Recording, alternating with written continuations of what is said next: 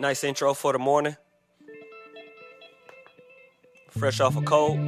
Oh, stay cold. Jeez. What up, Doc? You know, this gonna be the last one for like the next 2 years. Nah, I get it though. Caffeine morning show. Sticks. We gonna do this thing like this. AM Caffeine Show. AM Caffeine Show, what up? It's your boy DOC. It's your girl Marlo J. And DJ Smooth Melody. Of course, you know how we get down each and every Wednesday and Friday right here at AM Caffeine Show. Today, let me tell you, we have a very, very special guest that I want to say probably has constructed one, it has to be in the top 10 greatest rap songs ever. I have to say, across the board, across all genres, didn't matter what nationality you were. Everybody loved this song, man. And I've been knowing the cat for a minute, and I know a lot of his crew, the OG crew, a lot of his dancers, because I started out as a dancer. Marlo, you see how I get down. It's on YouTube. It's well documented. So a lot of his OG dancers that rocked with him, man, are guys that I grew up with in the dance scene. And it's our pleasure to have him here today, the one and only Candyman in the damn building!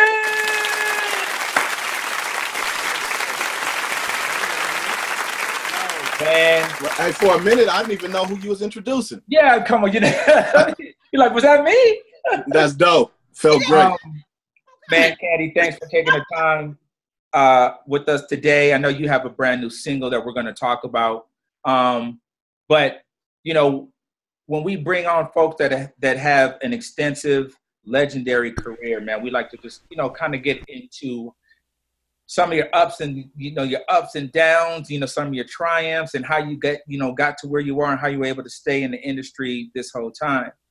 So I want to kind of, you know, we want to kind of get into that. But before that, Candy, I have to make sure I ask this question because I've heard it and I don't know. I need to confirm it right here, right now. AM Caffeine Show.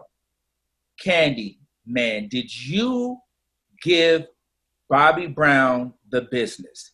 Did you give Bobby Brown the 1-2 checker? Word on the street is you gave him some Mike Tyson. And before we got to the interview, I wanted to make sure that I got that out because I didn't exactly know where to place that in the interview, Marlo J. Smoothie. So we're just going to kick it off. Did you give Bobby Brown the business, yes or no? Uh-oh. From what I heard, I did. From what I had heard. From what you had heard? Yeah, through the rumor mill. But I'm going to tell you one thing. Bob and I are cool as a fan, and usually that happens after those kind of scenarios. Right. And, you know, back in that day, I was pretty much, you know, let's just put it out there, shit. I got my drink on, okay? Right. You know? So it might have been, it had to be one of them times because one of my female dancers reminded me of it. And I had forgot all about it. Right. And basically what I was doing was probably defending her honor. Right. You know what I'm saying? So, yeah, if anybody in my crew, like, you know, I didn't have my bodyguard go to jail for me in Germany for knocking out the head of security. So I'm, you know, and I was like, woo, 180 pounds soaking wet back then. So it's just kind of like something, huh? But you was crazy, huh? At 180 pounds. Yeah, a little bit. Still, a lot. I know when to turn it on, turn it off. But I think that's what happened, according to her.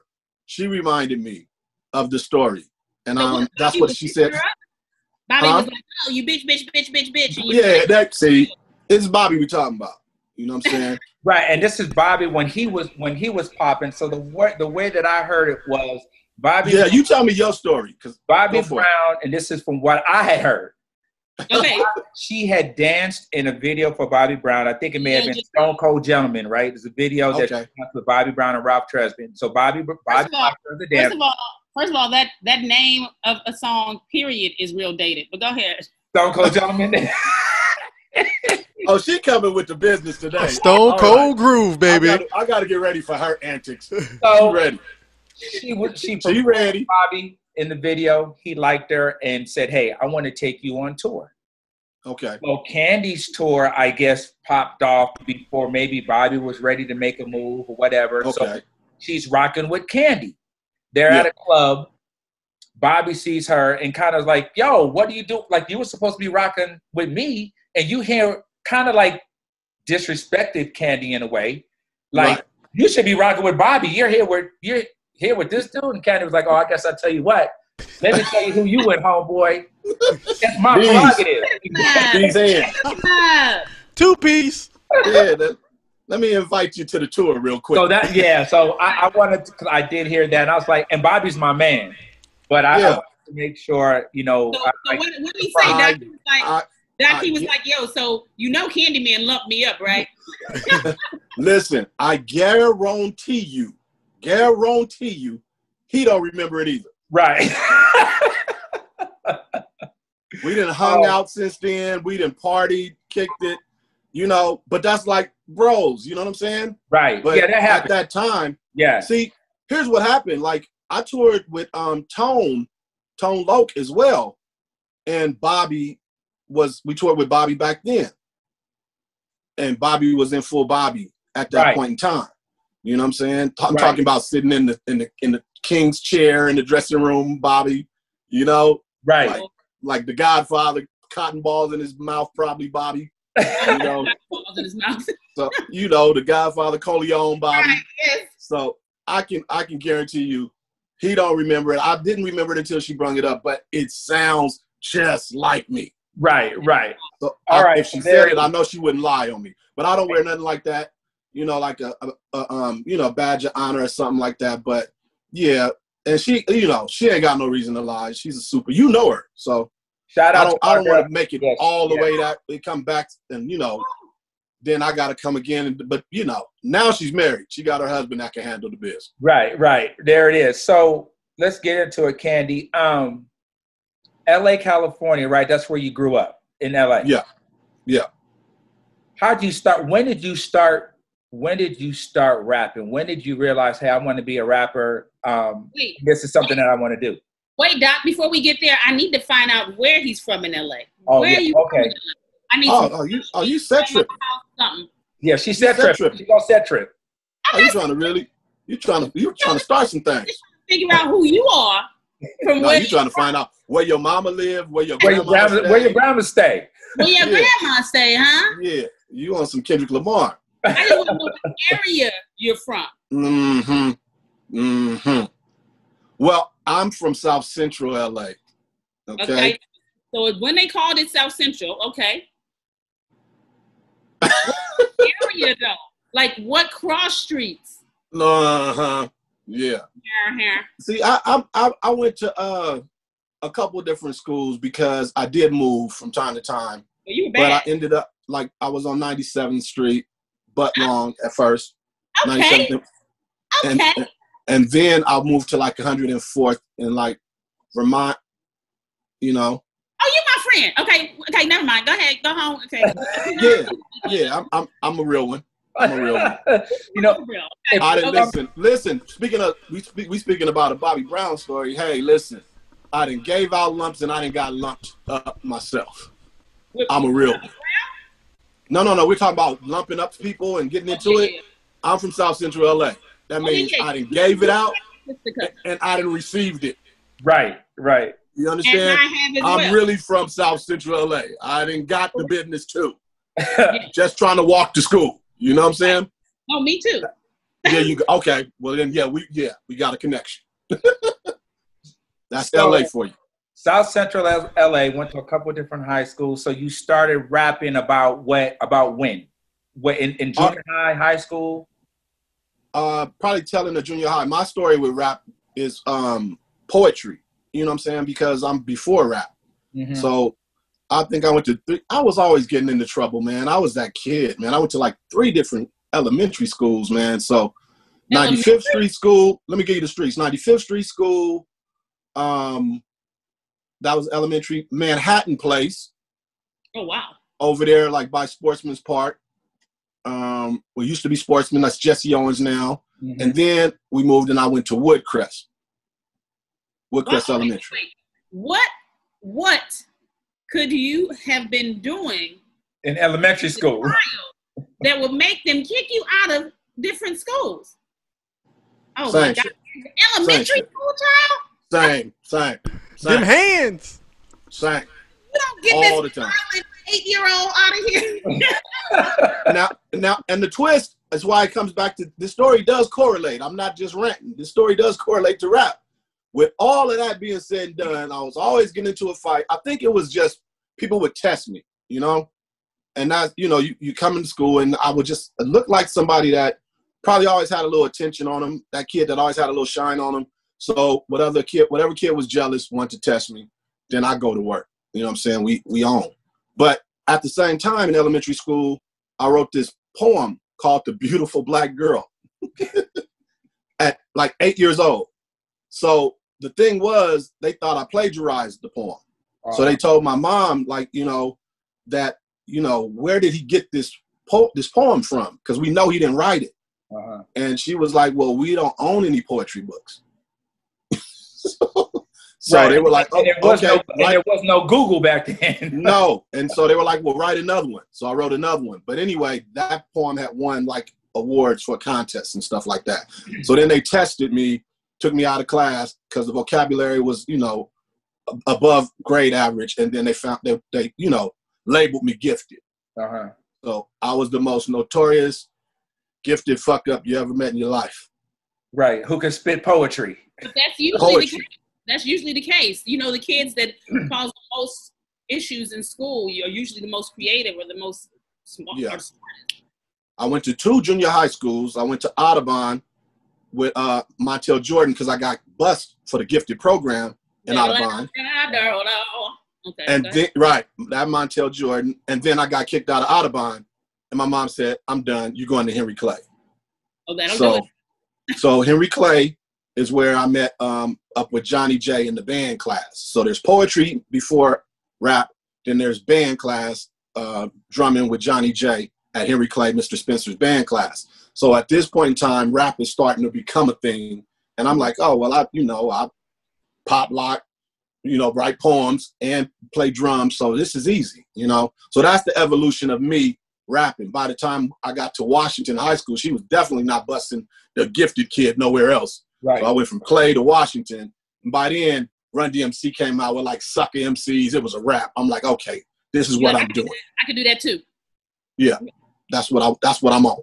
Right. So that's how the development went. It went poetry, you know, dance was always there, band, and then high school, it was no looking back. And in high school, so now you start rapping, you start, you know, Run DMC is an influence. Are there other kids in school that you're battling? Are there those type of, you know, battles or anything like that? Absolutely. That was it. There was the breakers. They had breakdancing crews. They had the rapping crews. Washington turned into like a fame, an inner city fame. Right. And they had stages. They had the quad, which was the main stage. And then you make your own little side stages, you know, where if you weren't eligible and you didn't make it to the stage, the big stage, and then your little circle would get busted up when the big rappers hit the quad, then your little circle get busted up and everybody leave you because you ain't the main deal at the school. Right. This is true. This is a movie waiting to happen, bro. So wait, so many people went. Huh? But like you guys had like different crews, like you would have jackets and stuff like that. Like, oh yeah, it was real. I heard that. I went to Locke, and so I heard that Locke was really big on talent. You know, that whole they were music. But who gave you your break? I want to say it's kind of because of the school, because everybody went to that school when I went there, and we had Dub C was beatboxing more than rapping, but Dub C went there. Michelangelo from Portrait, and Johnny, and then came the other crew, like right after my first year there, that came Yo-Yo and Sir Jinx. Mm-hmm. So through the fact that me and Jinx came to the school, Yo-Yo came to the school, I started hanging out with Jinx and, of course, Dr. Dre because of the Jinx connection. Right. I'm about to say, Dr. Dre went to Washington? No, Jinx and Dr. Dre are related. They're cousins. Uh-huh. So we would go to, Jinx's house and, mess around. And Dre, like I told somebody else on the interview, I was like Dre's wingman because I was tall. Right. So Dre will he'll go to the club that he, you know, DJ'd at, and so he'll snatch me up. I'm underage, but I'm tall and I can look like I'm of age. So he'd grab me and be like, "Hey, roll with me real quick somewhere," and we'd be at the club, and I'm over here talking to the girl that he's trying to ditch for the new girl. Right. And so that's kind of how we first started bonding. Wow. See, I mean, you see what happened to men? Oh my God. Yeah, it goes that far back. I have another question. Is there anybody that you used to like rap with in high school that should have like been huge, that was dope, but it just didn't happen for him? That's a great question. Wow. So many people from our school did make it though. So it's kind of hard. I had a couple partners, a guy named TNT, Trevin Pleasant. He was dope for sure. Yeah, for sure. You know what I'm talking about? Yep. Yeah, he was dope. So yeah, people would come up to the school all the time. I battled my way to the main stage. People would come up to the school, battle, lose. I'd serve them. You know what I'm saying? That's what I was notorious for at that time. And so, you know, at that point, that's how I even met Jinx. Jinx came up to the school before he really started going there. And so, you know, it's on. I met TNT like that. We battled. You know what I'm saying? So people from everywhere would come. They would hear about me, and then, you know, I handle my biz. So that's how I really got in the door. Dre told Jinx that he had this rap contest that he wanted some people that could rap. And so Jinx rounded up a couple of us from the high school, and we had to battle, like 10, 15, 12 people, something like that. And then I won that. And so the guy that had the independent label, we was, ready to work. And so Dre did my first demo, like 3-song demo. So Dre does 3 songs on your demo. Is that the demo that lands you your first record deal? Like, how does that work? No, it landed me with the independent label. And, we didn't even, the crazy part was something happened where I guess Dre started really working with Easy, and we didn't even use that demo. It was a song called Money Talks. And so we didn't even go with Dre's version. We went with Ice-T, Rhyme Syndicate, and we had Africa Islam do a version, and that's the version we went with. So I'm affiliated with Rhyme Syndicate, NWA, Tone Loc. It's not many people that could bob and weave through all of those crews like that. Right. And that was just basically off skill. So yeah, that's kind of how the record happened, because after we made the first single, after I got the deal and won the battle, then I was with this guy, and then we went and made another song, and that next EP that I made had Knocking Boots on it. So this happened real fast. Like, my second real attempt, Knocking Boots was on it, but I kind of tucked Knocking Boots on the B side, because it was cassettes popping back then. So, and vinyl. So, I tucked it because I didn't think we were ready. I know we didn't have enough of a buzz, but I would go to all the swap meets, Inglewood, Slauson, Compton, and all I had to do was flip either the cassette over or the record. Mostly the cassette. They had boxes in there. And I promise you, every single time I played Knocking Boots, it was like I was the Pied Piper, and everybody would just start coming around, bro. Instantly. So you knew it was a hit. You knew it was a hit. Bro, the Koreans knew my name. Right. Candyman. Candy. Yeah, just like that. They wanted boxes. It was hot product. They put it on. They have a little speaker playing. Anytime I played that song, it sold. And the only difference is we can come back in whatever pockets you want to really talk about. But the only difference was, after a while that got old because it was like a year on the same song, and it was tucked. So I wasn't really tripping off of it. Then we got to Bill Walker from Thump Records called the number on the record because it was hot out in Norwalk. Then he put it in the Lowriders soundtrack, Volume 1. The first time they put Lowriders in a video with music. And then it had another wave to where all the essays, all the Lowriders. I was going to say, Hispanics love you. And bro, so you answered that question because I had no, I always wondered that. What'd you say, Marlo? I said, and they still play it regularly. No question. And I always wondered, how did that happen? Like, how did that happen? Listen, that's how that happened. I had cassettes and mixtapes that had that. I had at least 4 mixtapes that had that song on it. That's from the swap meets. That's what. Thank you. That's so. A lot of times people think I'm gassing. Knocking Boots was 2 years old before I got a major record deal. It had several waves. So it went from the swap meet wave, from the hood to the homies, and then it went to the lowriders, to the Mexicans, the Latinos, and then I was on tour while it was doing the lowrider Thump Records thing. I'm with Tone. So then after the tour stopped a year, some change later, that's when I had a situation with the owner of Thump Records, and he wanted me to be his artist, but he really didn't have enough money for me, what I was asking, after making good money with Tone. So I was like, hey, you either got X amount of dollars or get me a major deal, because I'm kind of burnt out on independent labels right now. Man, I had a record deal in 9 days, Doc. Wow. On a 2-year-old record. So what we it went gold in 6 weeks, platinum in 8 weeks. So is that the same version? You never changed the version?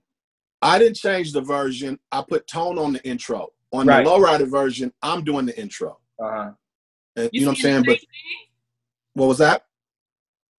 Did you say something smooth? Oh no. Are you saying the same thing? Are you saying the attention, all ladies? Yeah, it was me. I just knew I wanted attention, all ladies. Yes. Candyman is on the prowl. And for those that want to get busy, you got to speak up now. Right. Yeah, so just like I said it right now, that's how I said it. So nobody didn't even know it was me. Nobody knew who I was. And then this rhyme, this time is what. So it sounded like a whole different person. Right. But by the time, like I helped choreograph Tone's show. And at the end, we do freestyles, rapping. And he'd be like, yo, because me and Tone used to do shows. Knocking Boots was made before I went on the road with Tone. So we would do shows before Tone's song blew up. You know what I'm saying? So now we got a connection. We're affiliated. We on stages with, on Bobby's tour with Tone. People know who Candyman is. You know what I'm saying? So at that point, I'm like, we might as well connect the dots. Right. Because everybody know you've introduced me on the bigger arenas. Man, hop on this fucking, intro, and let's go on and connect the dots. So when you get the deal, and the deal was with Epic? Epic, yep. It was Epic CBS. When you get the deal with Epic, how does it work in regards to now, because now the song is going to be on a bigger level, on a bigger platform. How does the sample work? Because you didn't trip on the sample when you first put it, on the B side. Like, you didn't try to get the sample clear, did you, at that point? No. We didn't really know about, who to go to for that and all of that. But what did happen, it was brought up before I got to Epic. Because, I recorded in Audio Achievements. I'm like really connected with a lot of, the Eazy-E story. Yeah, so, with Donovan over there, right? Man, Doc, you know what it is, bro. Right. you know what it is. So I was the only artist that wasn't signed to Ruthless that was working in there. Okay. Donovan is the engineer, and that's why Dre is so tight. Right. But Donovan's wife clears samples, Madeline Smith. So she brung it up like, hey, this is when Tone came in to do the intro over there. She was like, because I think we recorded it originally in Compton, at a little smaller studio. But when we went over there to relay his vocal, and I think I did relay my vocal again. I think I did do that in Donovan's studio. I'm pretty sure I did. But when we did that, Madeline was bringing it up and said, hey, we need to talk about clearing this sample because this is a hit record. Mm-hmm. And I think that might have even been before the song. It was really close. It was before or right there. Right. And but we got it cleared. It was, it got done. And here's the thing. For people out there that don't know about samples, if you're a writer and you use somebody's works, they own that song with you. Right. So not only did I have to, what was their percentage? That's where I'm going.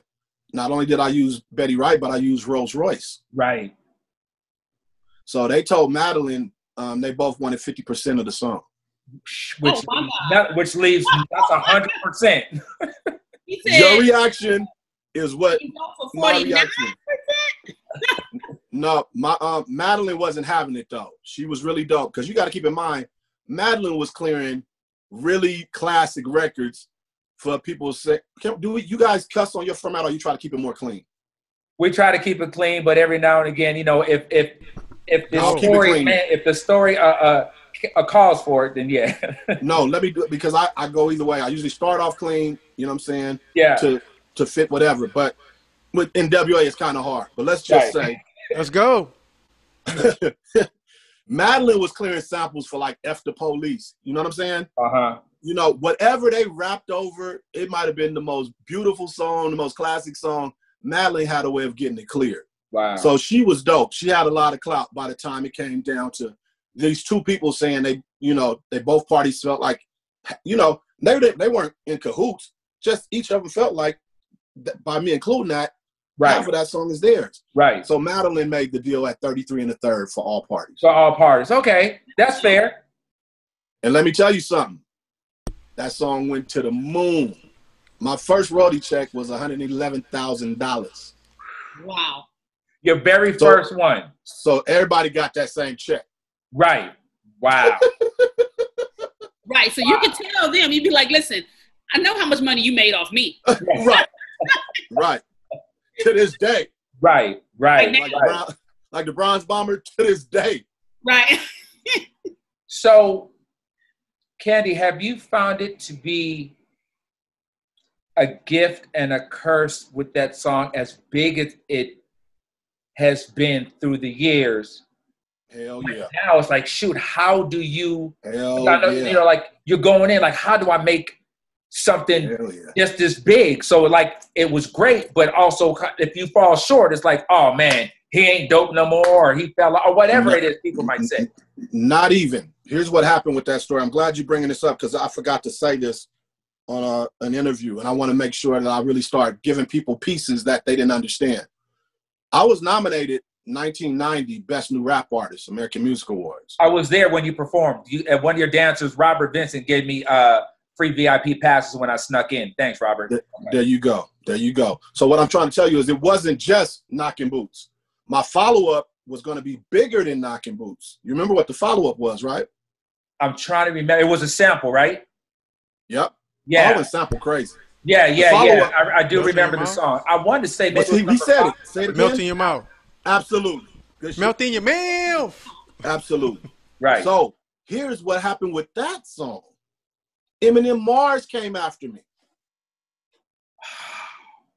I can't win for losing, How was their slogan? Melt in your mouth, not in your hand. Yeah. So Melt in Your Mouth was going up the charts, about to knock out Knocking Boots. I had my follow-up. I remember like LL came up to me at the award show and was like, yo, that new joint. They liked that one better than Knocking Boots because the cadence and the flow was tighter. Right. Because Knocking Boots is 2 years old, Melt in Your Mouth is fresh. Right. You know what I'm saying? That flow is crazy on Melt in Your Mouth. Give me a verse. Spinners, huh? Give me a Melt verse. in your mouth, not in your hand.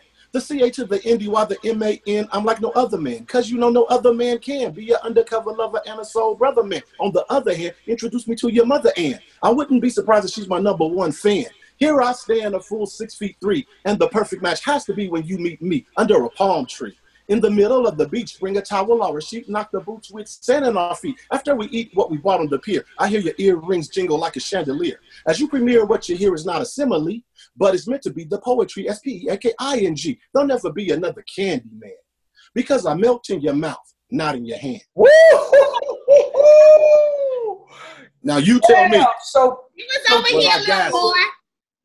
What happens? Do they do like a cease and desist? Like what happens? That's exactly what they did.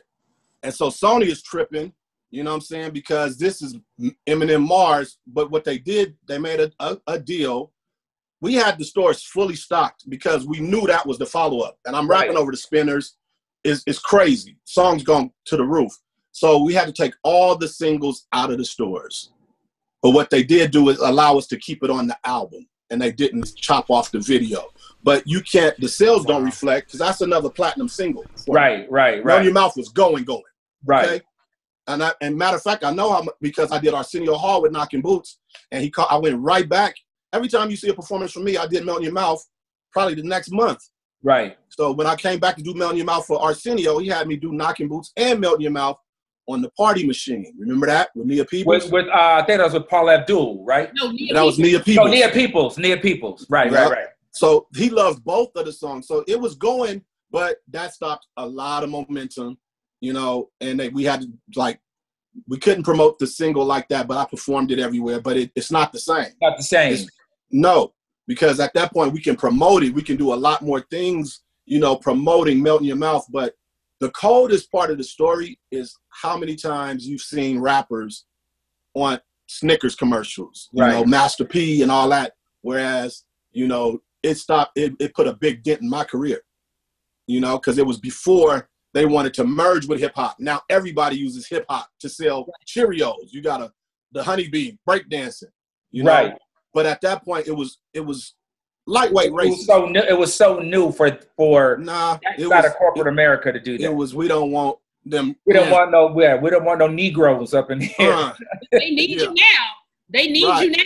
Right now, right now would be a great time to go ahead and chant, especially with what's his name? MC Hammer doing Can't Touch This with the Cheetos. It's your turn right now, Candyman. Come on. Well, make it happen. Right. Listen, I ain't got 33 and a third for you, but I'll give you a good 15%. Make it happen. Listen, don't threaten me with a good time, because she'll go get Yeah, I knew you'd take up on that one. All right, so I have a quick.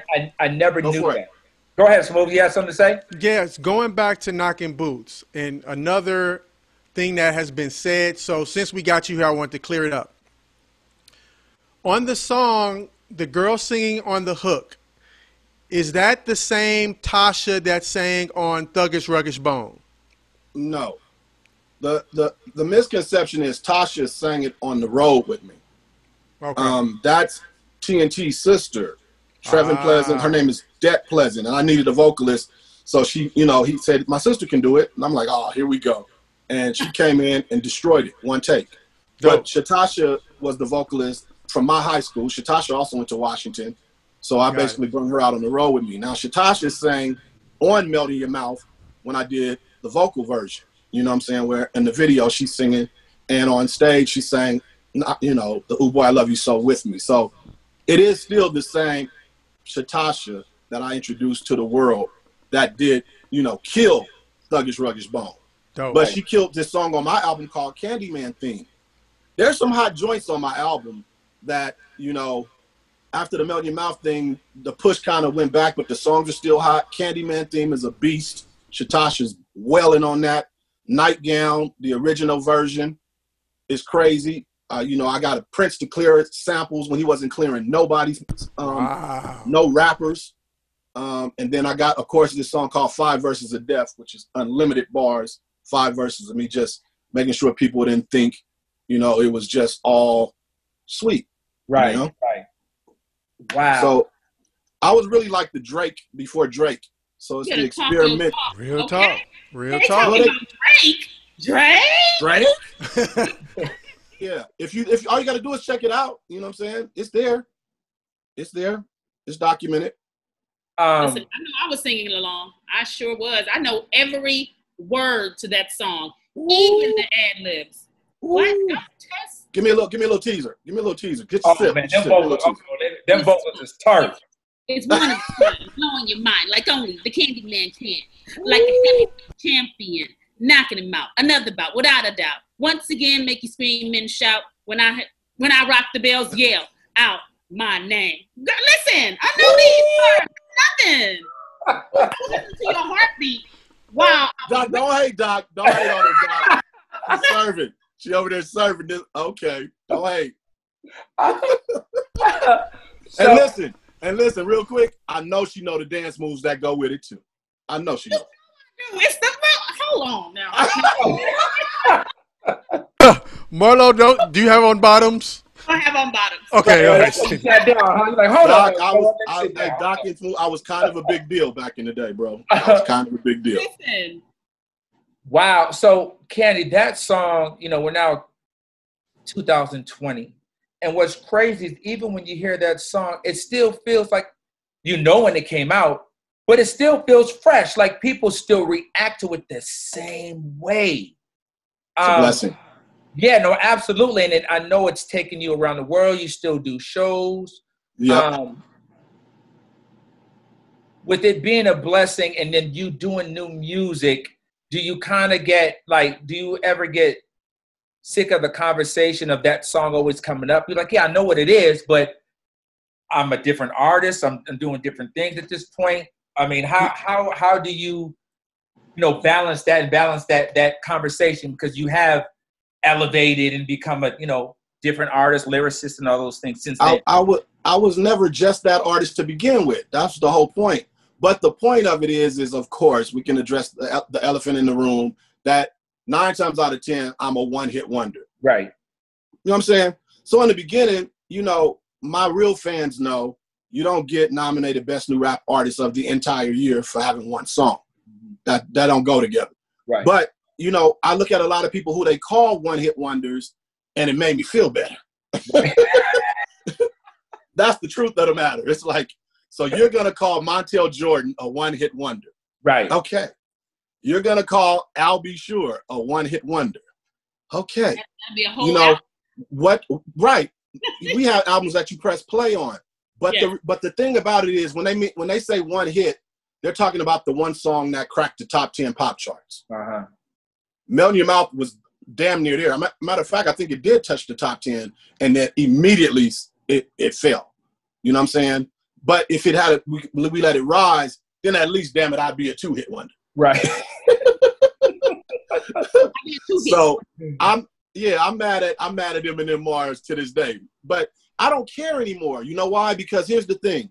There's also a lot of one-hit wonders. There's a difference in a hit song and a classic. Absolutely. Because a lot of the one-hit wonders, their songs are dated, like you just said. And so it doesn't translate all the way 30 years later. Like a lot of these people right now, this ain't no shade. There's a lot of artists right now that you like, oh, they hot. They got, every album is hot. Let's see if any of them songs get played 30 years from now. Absolutely. Even one of them. Agreed. With the Drip. Is Drip going to still be cool 30 years from now? Not is Drip. It's Drake. No, I said Drip. Oh, Drip. Nah. We ain't even remember that we with said all of these that. songs that got drip, and drop. I'm not shading anybody, but you got to think your unless content. your faucet is broken. Unless your faucet is broken. Or unless, it's a Stone Cold groove. I mean, See that? See? Stone Cold. It didn't make it. Right. It didn't make it. Okay? So it's also, you can date yourself with your topics. You know what I'm saying? If you're trying to just catch that wave right then, right. Man, come on. Knocking Boots is the Let's Get It On of hip hop. That's true. People made babies off a rap record, bro. Right. You dance to it, you rap to it, and you get and you knock boots to it. Man, listen. That's one. I can say that's one rap song that I could probably knock boots to, because the delivery is very, very silky. It's very like, hey, I can tell you something. This time it's wrong. It's like a little whisper, like a little while I'm whispering. Right. We just made love on the damn camera. That's wrong. Y'all said this was not that kind of show. This went way left. Forgive me. This went way left. We did the Soulja Boy Kiss Me Through the Phone, all that. So, Candy, what has been the hardest part to stay, to stay in the game this long, having such a monumental song like that? What has been the hardest thing just to kind of sustain when maybe the major labels aren't, as interested anymore? Like, yeah. Oh, I get what it. have you done that's to, just try to stay, working? Hey, listen, that's like an actor's question. Hey, it still come down to the money. You got to work. You don't work, you don't eat. Them checks ain't coming like they used to. I'm not getting 30 bands a show no more. You know what I'm saying? Them royalties ain't coming in that big no more, And then here comes the IRS. Oh, yeah. Uh-oh. Stuff. And they don't come after you until you ain't got it no more. Right. All right. They wait good and well until they like, well, let's check on them now. Uh-huh. And talk about this 300,000 we need, Exactly. So, and the whole point of that is, man, listen, Knocking Boots paid off my IRS bill. Uh-huh. It took a while. We all had, the Trump's paid tax. it off. We'd be all good. We just had his tax person. Yeah, it paid it off. It might have took more like 10 years or something like that, but it still did it. Right. Without me having to do anything extra to go in debt, they just garnished, the money. And so that was cool with me because I still was able to do shows here and there, but it's not easy. It wasn't an easy transition. I'm not gonna sit up here and act like it was smooth. It was not. It was terrible. You used to having money.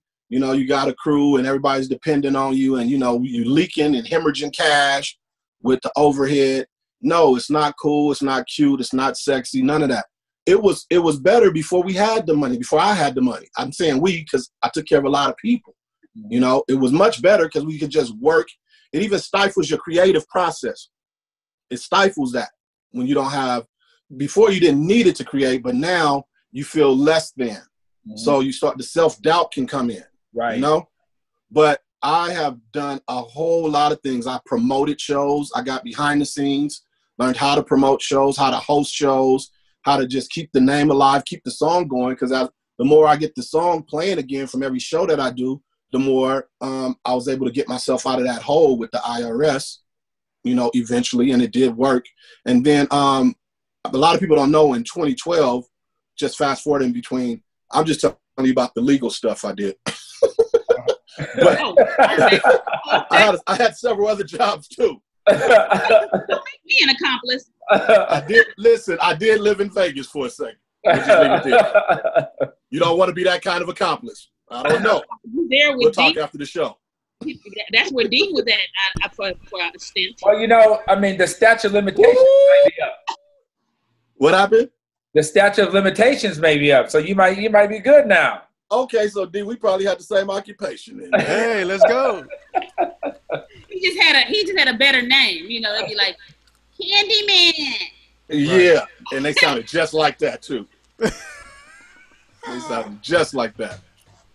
So, I know that you and I connected. But let me get back to shows. What was that? I said you and I had connected a few years ago just about you doing shows and getting artists and kind of promoting that. And, I think artists who have longevity and you understand it become good bookers and good show promoters because you've done it. So you kind of understand both sides of it. Yeah, and being an artist, you're nicer to the artist. I tell everybody I'm bilingual, meaning I speak artist and promoter fluently. Right. So I've become humble. Everybody know me like, oh, Candy, that's the homie. But no, I'm still trying to make sure they're comfortable if I book them for a show. Right. Because I want to treat them like I would want to be treated. And I've done a lot of shows with damn near all the artists from the 90s. When they needed shows, I could get them a little bit of change and put myself on the bill as the host. So I had my little crew doing that. And then in 2012, I was fortunate enough to create a rap class in Scottsdale Community College where I wrote the competencies and the syllabus. That's where the gifted comes in. Oh. And they had a DJ program out there. And the main professor of that program, which it has its own certificate for DJing. It's in the, it's a real deal. They had it for years, like before I got there. And he asked me, what would I think about creating the rap portion of it? So I'm like, yo, that'll be dope. I've been mentoring people all this time anyway. So he showed me what the competencies and the syllabus looked like for the DJ course. And then I wrote and presented it to him. And he's like, man, this is dead on. So, that's 2012. I can take that to Dubai. I can take that to the inner city schools, which is what I want to do at some point, and make that a real thing besides just where, how I did it out here. That's something I'm very proud of. Mm-hmm. That's Professor Candy to some people. Right. That's dope. Candy. Yeah. Oh, it still sounds the same, but it worked. So that's super dope. And like you said, you got to promote that, Candy, because a lot of people don't know that, Doc, I get to the point where you seem like in this era, man, with social media, I'm out of it now. but when you seem like it seems like you're trying to defend who you are. Who you are.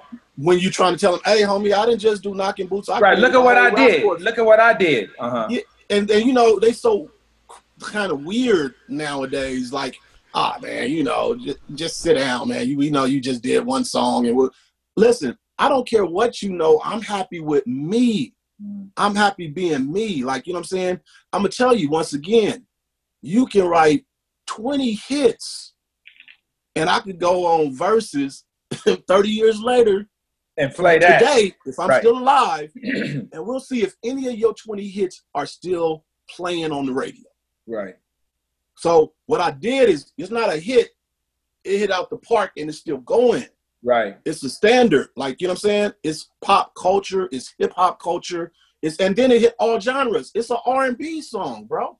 Right. This is it hit everything, and it had an impact. So for me to say I wrote that, I even helped really put the meat and potatoes of the song together. It's crazy. It's like, what more do you want? I don't have to feel bad about that accomplishment. I feel wonderful about that song. Did it take you a while to get to that point to where you were like, yes, like, I don't have to validate myself. I know when I've yes, you damn right it did. But you see how I'm saying it with my chest right now? Right. Say it with your chest. Right. Yeah, I did that. Whatever you want to call me, it's mine. I did it. And rest in peace to Johnny J. Absolutely. You know, coolest one. Absolutely. There's contributing factors. But I presented that to him after I looped it up and had what I wanted in my mind to write to. And I went over there with LAJ and Michelangelo to their little compound, sampled it up, and said, okay, this is what I need to hear so I can write it. I wrote that song in like 15 minutes, man. Wow. It's like how you hear it is how I wrote it. Right. With a couple scratches on the notepad. It was so crazy, Doc, that I would show people the notebook. I knew it was a hit. Before it was even recorded, I was walking around. People would know me. They were like, bro, I remember seeing the notebook. Right. And I still tucked it on the back because I was trying to protect the song. Protect it. Right. I knew that was the hit. Because the way it came, it was like, this has to be from another power. It's another level. And honestly, that's kind of how I feel about the new one. Now, because it's me, people might not want to allow me to get, another one off. But I feel like Knocking Boots is the Let's Get It On. And I love Marvin Gaye. And I feel like this one is the What's Going On. And I don't care if it takes 2 years for people to catch on to this one. Right. They're going to still be doing the same thing 2 years from now. We just want to start bringing it down some until it phases out. Right. So let's talk about this new single, this new project that you've put together and that that you're working and folks are starting to get familiar with it. When did it come to you? How did you, construct it? And when did you realize like it's time to drop it now because of what's going on in society and in our world? Like, so how did that all come? Right after the George Floyd, I always, loved the fact of, like I said, Marvin Gaye, I got Michael, Prince, Marvin, Stevie, those are my guys. Like I said, before rap. Hip hop is a whole nother top 5, but those guys are special in music, and that's next level. So if you try to reach greatness, you got to have your Mount Rushmore. Mm-hmm. So like I said, I know Knocking Boots turned into, here's what I knew. I knew Knocking Boots was a gold song, a gold single. I knew it was gold, no question. Platinum and classic, nah, I didn't know that. Mm-hmm. So I said, like, for real, I felt like I got my Let's Get It On. It turned into a Let's Get It On. So I said, I want to show some diversity as a songwriter, not just a rapper. Mm-hmm. And I always, wanted to do a song with a message, something that, could uplift or just speak for the people. So that's been inside that I wanted to at least get that one off. I feel like right now, being honest with you, I'm probably going to do an album or, whatever. But if this was the last song I recorded, I'd be fine. Because, that'll be the one they go to, right. when I'm going. Right. And I feel like this song holds up. Nice. But it was George Floyd, and the same thing happened. I was just watching what happened. And, of course, the song is We Are One by Frankie Beverly. So there you go. Absolutely. It makes you do that. It's that kind of, Black spiritual family reunion song. Right. Play that at the cookout. And I've been to the concerts when everybody holding up the ones. That's church. Right. You understand? That song will put a spell on you, bro. So I've always loved that song, and I knew I could write something really prolific to that song. And then it hit me right after George Floyd. I turned on the YouTube and I watched the video, and one of the videos had all of the Black Lives Matters images and the hand, you know what I'm saying? And I'm like, there we go, right there. Mm-hmm. So when I sat down after watching it a couple times, grabbed a notebook, same thing happened. I started writing and it just wouldn't stop. I didn't write the whole song like Knocking Boots this time. I wrote the whole verse and then half of the second. And I was just so amazed because I hadn't had that feeling like that since Knocking Boots. It kind of scared me a little bit. That's it was dope. A little scary. That's dope. So I didn't believe it. I didn't want to just go so hard and not really be in the right direction. So I called up Aunt Banks, and Aunt Banks had been trying to, get me to, get with him for like 7 years now, saying, Candy, come on, bro, it's not broke. You know what I'm saying? Just bring it to me. I got you, And so I spit it over the phone. And then I was kind of like waiting on his reaction. I think it was on a Sunday. It was right after the George Floyd. And on a Sunday, I spit it. And, I'm nervous. I got that nervous energy because, Banks right. can produce everybody. And Banks just was kind of quiet for a second. He said, come see me on Thursday. This was Sunday I spit. He said, come see me on Thursday, dog. Right. So I was like, all right. Got it. Uh-huh. Got it. And we did like 2 takes. I went and did that part. I wanted to hear it back with his, he had started production. He wasn't finished. I wanted to vibe with it. Came back. The half of the second and the third was the same exact way. Wrote it, boom, done. I didn't even have to spit it. I called him. I said, when can I come back? He said, Wednesday. Went back, boom. Then I left it with him to do the production. Right. And he even told me, he said, yo, Candy, that was one of the easiest songs I've done.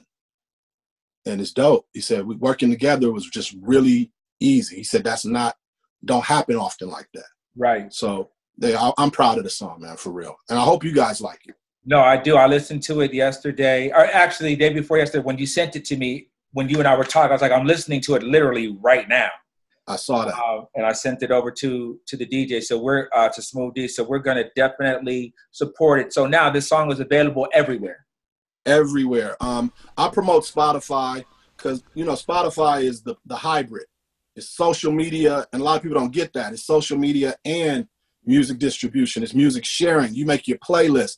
All those things help the algorithm. It's about streams now. It's not about sales. You don't really get as much from, the other ones, quote unquote, at Spotify because it's more designed to where I can put my artist pick, my playlist, photos, reach my listeners put it on playlists. All of that blows the song up just from, Spotify and YouTube's. So I'm making it my goal to try to hurry up. It's just hard in the pandemic. I really want to shoot a video, but I wanted to put some thought into it.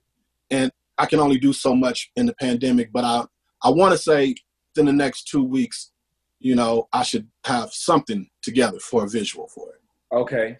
And I'm going to reach out to you guys because I would love for you guys to be in it. Oh, man. You already see how thirsty Marla was with her tart vocals and her suspect dance moves. What? So why you be trying to make me out to be thirsty like I don't get nothing? You know what I'm saying? Right. Now you got to bring the whole card out now. Don't make her slap that whole card on the table. What?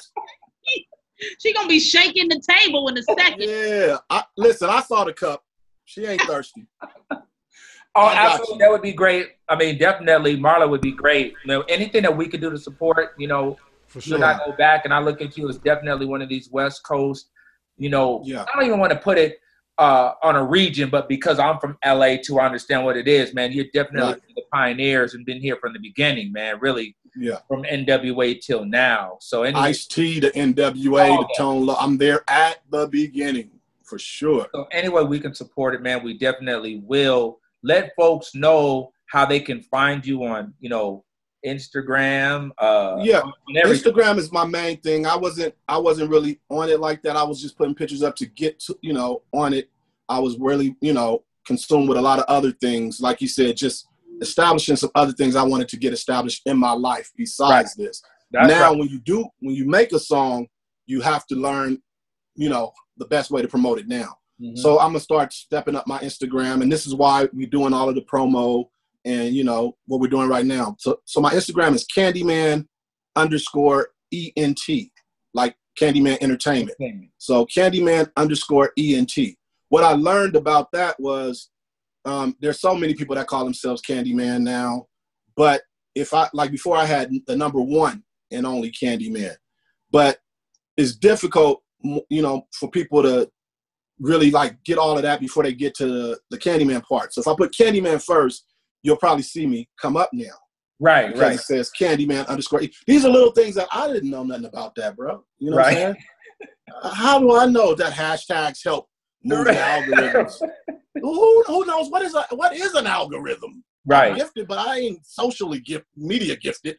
Right. You know what I'm saying? That's not my era. So these things, I appreciate you guys, you know what I'm saying, helping me get the word out, and promoting it. And, I'm doing my research now and I'm ready to go, man. I'm just happy that the response to the song has been incredible.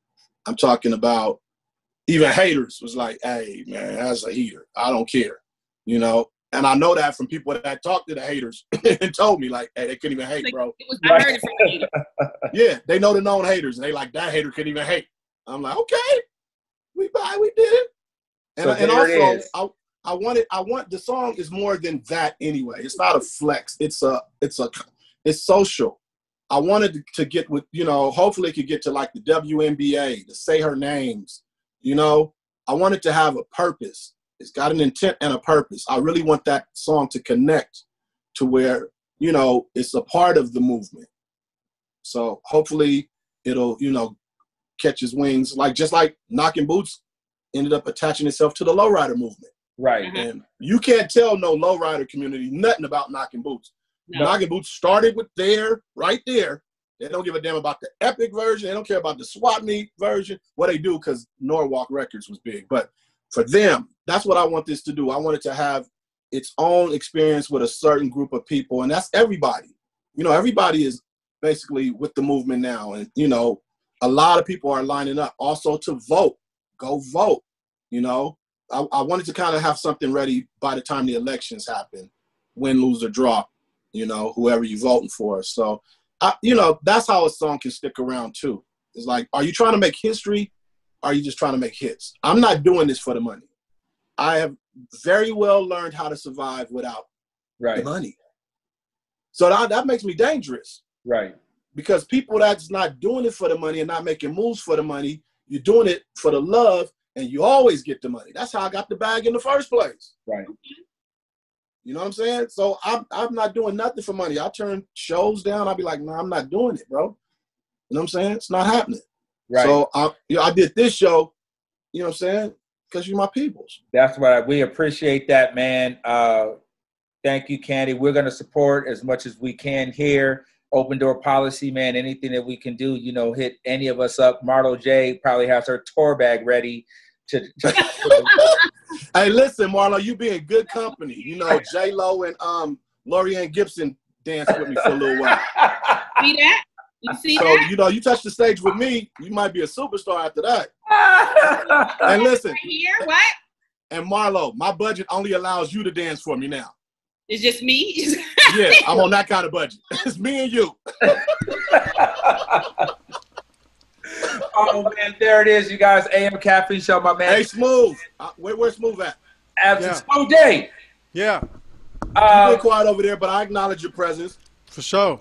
Hey, it all starts with the DJ, brother. Let me tell you. Respect the DJ. That's how I got my class, because of a DJ program. It does all start with the DJ. Absolutely, and Smooth D is definitely one of the best. So Smooth, we're going to throw, obviously, Candy in the mix, and maybe we can make that the donut song of the day where we really highlight that.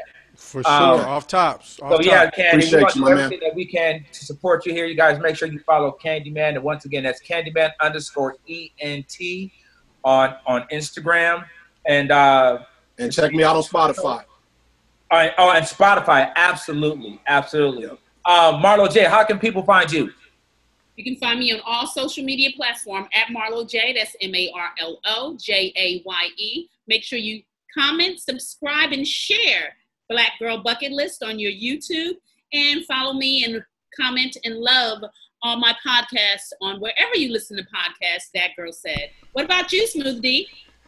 SM SMOOTHDEE, all platforms. Go there and you'll find out everything going on with me. Marlo J, so this is the AM Caffeine Show, and I understand you got other endeavors. I do Don't be a understand. hater. But you be doing a lot of promoting about your other things. Like, and I'm not trying to handcuff you. I'm not trying to handcuff you. But damn. Clank, clank. A clank, clank. You can find Marlo J. Ware over here. Exactly, man. Let me tell you, she's everywhere, dog. That's why she's gonna be on stage with you, whether you like it or not. She just gonna show up. Listen, Candyman gonna turn around like. And you gonna turn around and be like, "Hey, I told you." Marlo. Okay, well, saying that, Marlo, this is how it's gonna work, then, Marlo. I really can't pay you at all. Just promote your brand on stage while you're dancing. Wear your Marlo Ware. I'll shout it out on the microphone. Oh. Since it's gonna be like that, I can't pay you at all. Let's go ahead. Yeah, wear the Marlo Ware. I'll wear a Marlo Ware t-shirt. You know what I'm saying? Nice. I can promote you. I can't pay you. Oh my goodness. There it is. That's the AM Caffeine Show. Make sure you follow the AM Caffeine Show at AM Caffeine Show every Wednesday and Friday. And you guys enjoy your weekend. Once again, shout out to our man Candyman. Make sure you support him at Candyman_E. Oh, and the song, real quick. Yes, sir. We talked about it, but the name is BLM, which stands for Black Lives Matter, ? Like, does it matter? AKA Don't Shoot. So you could do Candyman Don't Shoot, but I wanted to do BLM ? So because there's so many songs called Don't Shoot that I wanted to make sure that it just didn't get lumped into that category. But if you put in Candyman Don't Shoot, it's gonna pop up. There it is. Candyman Don't Shoot, you guys. AM Caffeine Show. We shall return next week. You guys enjoy your weekend. Candy, thank you, my brother. Anytime. Thank you guys. Appreciate all of it. Peace. All right.